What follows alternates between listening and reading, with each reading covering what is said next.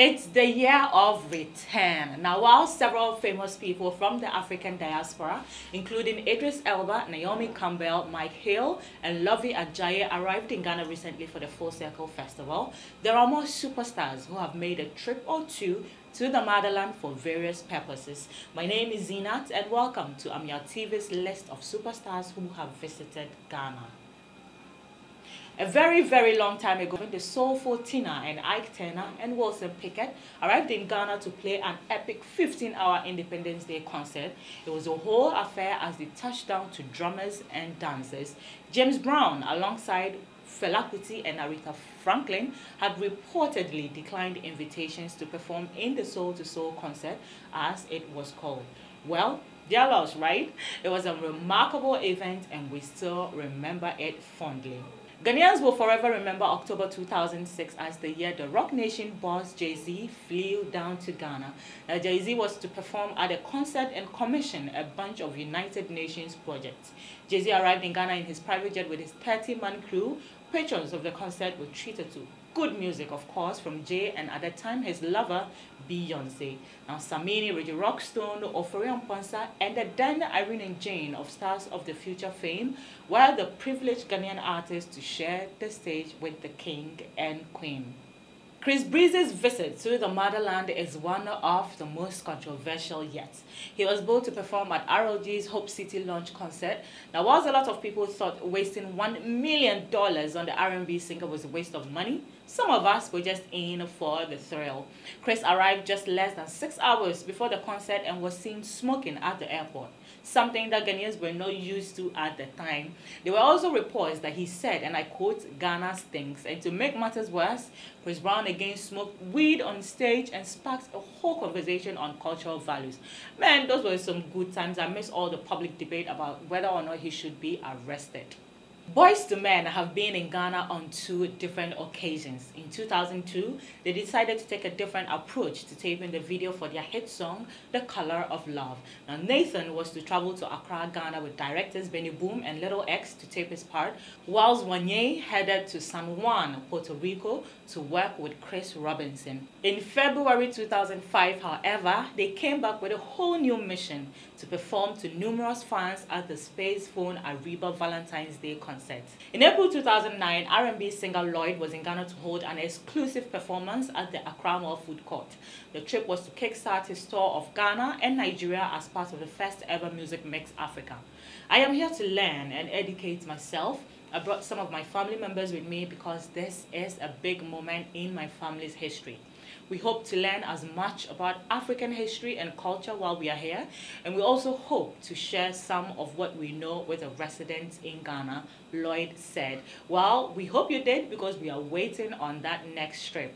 And oh, how can we forget about the historic visit from Wow and Keri Hilson? Now, the two are billed to perform at a stand-up GH concert. Bow Wow was happy to be in Ghana despite the distance. Keri Hilson, however, left a diva mark on the press as she did not interact with them because she didn't have, makeup to cover all the exhaustion from the trip. Such a diva. Now, Bow Wow and Keri Hilson shared the stage with some of Ghana's hottest acts, including Rana, Shemfe, Kaki, Misbel, Guru, Kalkese, and Adam. It was a night to be remembered. And the list continues down to Grammy Award-winning stars Wyclef, John, Mario, and Eve, who were flown to be headliners of the Zain 026 Experience Code from Zain Ghana, a major African telecom service provider at the time. Now, the event also featured renowned music icons such as Two-Face Idibia of Nigeria and 3 other top artists, Obrafour, Kalkese, and Tiny. Wyclef Jean promised to explore the possibility of having collaborations with Ghanaian artists. Well, that hasn't happened yet and we are still waiting. Trey Songz came to Ghana with one thing on his mind: to inspire Ghanaians to believe in themselves and work hard toward achieving their dreams and, well, perhaps finding himself a girlfriend. Yes, now the singer who was billed for the Vodafone 020 live concert stopped in the middle of his performance and said, "I may be no inspirational speaker, but when I look out there, I see beautiful and I see black. Now this is a blessing for me to be able to perform in front of my people, and the love you have all shown me, I will never forget. And I will not feel good about myself if I leave here without inspiring each and every one of you. So when you wake up in the morning and you look into the mirror, say, I love myself because I love you all back. Damn, Trey, I'm touched. And oh, I wish I was in that audience when he blurted out that he was single and looking for a girlfriend.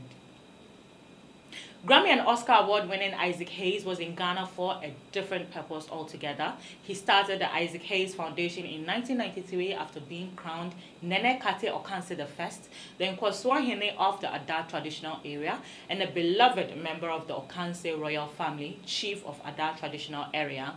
He returned again in 2000 to open an education center that provides literacy, computer technology, and health courses. His death was therefore shocking to many Ghanaians all over the world. MTN decided to celebrate its second anniversary with a live musical concert featuring the fastest American rapper, Busta Rhymes.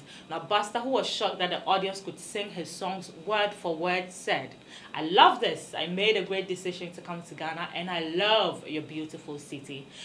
Was his emphatic promise after what he described as a most wonderful and successful show that charmed the enthusiastic crowd to abandon their seats and wriggle the night away.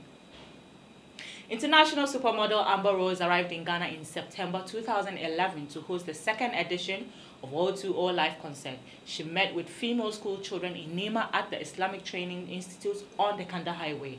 She interacted with the Ghanaian media as well. Her visit also sparked a lot of controversy we can never forget. Stevie Wonder's visit to Ghana in April 2004 is unforgettable. He was flown down to perform at the Stevie Wonder benefit concert organized by the Buzia Foundation. A Hollywood actress, Akosia Buzia, the chairperson of the BFI, said that proceeds from the concert will provide underprivileged children in the country with access to books and computers. It was quite an affair. American singer and songwriter T-Pain touched down in Ghana in December 2011 ahead of the much anticipated concert in Ghana. Now, it was T-Pain's first ever visit to Ghana, and he was met on arrival by a host of concert organizers and media personnel. T-Pain and MI were joined by seasoned Ghanaian acts such as VIP, Kaukase, Bugba, Keche, Gasmela, Brad Kevin, and a host of others. The concert was tipped to be the party for the Yuletide. Rick Ross has also been in Ghana. Yes, now in December 2010, Rick Ross was flown down to perform alongside D-Black, Sarkodie, Sway, Trigmatic, EL, Tiny, and J-Town, and the very controversial Asem and Kaukase. Fantasy Entertainment is rumored to have paid Rick Ross a whopping $170,000.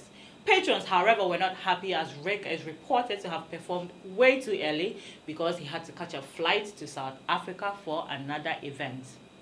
Now, the State of the Republic concert billed to bring Sean Kingston and Fat Joe to Ghana was a whole drama series on its own, trust me. It almost became the State of Confusion concert as Sean Kingston pulled out at the last minute, apparently because his mom advised him against taking the recommended yellow fever shot before coming to Ghana. Such a mama's boy. Now, Fat Joe also suffered from food poisoning in the UK and so couldn't make it to Ghana on the advertised day. So the date for the concert was moved to the next day, and R&B star Omarion had to replace Sean Kingston as a co-headliner.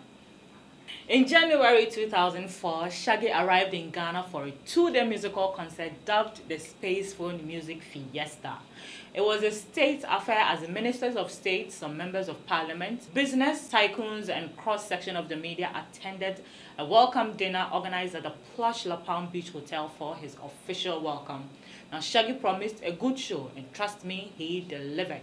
And that's it. Now that Ghana has been listed by CNN as one of the most popular destinations for tourism, we hope to see more famous people from around the world visiting. Thank you for watching.